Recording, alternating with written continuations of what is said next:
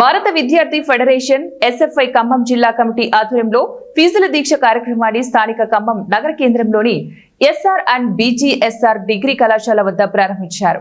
కార్యక్రమానికి ముఖ్య అతిథిగా ఎస్ఎఫ్ఐ మాజీ నాయకులు వై విక్రమ్ పాల్గొని దీక్ష కార్యక్రమాన్ని పూలదండలు వేసి ప్రారంభించారు. ఈ సందర్భంగా మాట్లాడుతూ రాష్ట్ర ప్రభుత్వం విద్యారంగాన్ని పూర్తిగా నిర్లక్ష్యం చేస్తోందని, పెండింగ్ స్కాలర్షిప్ రియంబర్స్మెంట్ ఇవ్వకుండా గత ప్రభుత్వం విద్యార్థులను ఇబ్బందులకు గురి చేసిందన్నారు.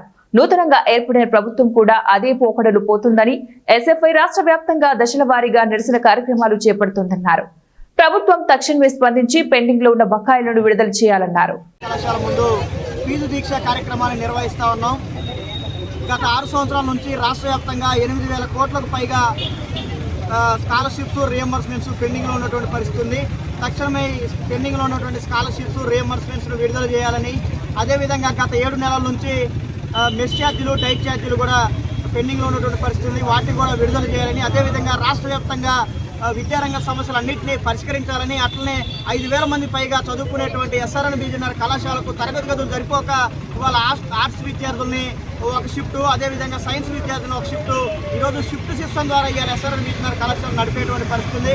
కాబట్టి విద్యార్థుల సంఖ్యకు అనుగుణంగా తరగతి గదులు నిర్మించాలని, అట్లనే రాష్ట్ర వ్యాప్తంగా ఎన్నో గురుకులాలు, జనరల్ హాస్టళ్లు అద్దె భవనంలో నడుస్తున్నటువంటి పరిస్థితి. ఇలా రాష్ట్ర వ్యాప్తంగా ప్రభుత్వ అధికారుల పర్యవేక్షణ లేక ఇలా ఎన్నో గురుకులాల్లో, జనరల్ హాస్టళ్లలో ఫుడ్ పాయిజన్ అయి విద్యార్థుల ప్రాణాలు కూడా పోయేటువంటి పరిస్థితి ఉంది. కాబట్టి రాష్ట్ర ప్రభుత్వం తక్షణమే విద్యాశాఖ మంత్రిని నియమించాలి. విద్యాశాఖ మంత్రిని నియమించి విద్యారంగం పైన సమీక్షలు నిర్వహించి రాష్ట్ర వ్యాప్తంగా విద్యారంగంలో ఉన్నటువంటి సమస్యలన్నింటినీ పరిష్కరించాలని, తక్షణమే పెండింగ్లో ఉన్నటువంటి స్కాలర్షిప్స్ రియంబర్స్మెంట్స్ను విడుదల చేయాలని, అట్లనే సెల్ఫ్ మేనేజ్మెంట్లో పేరుతోని ఇలా పీజీ కోర్సులు తీసుకొచ్చారు.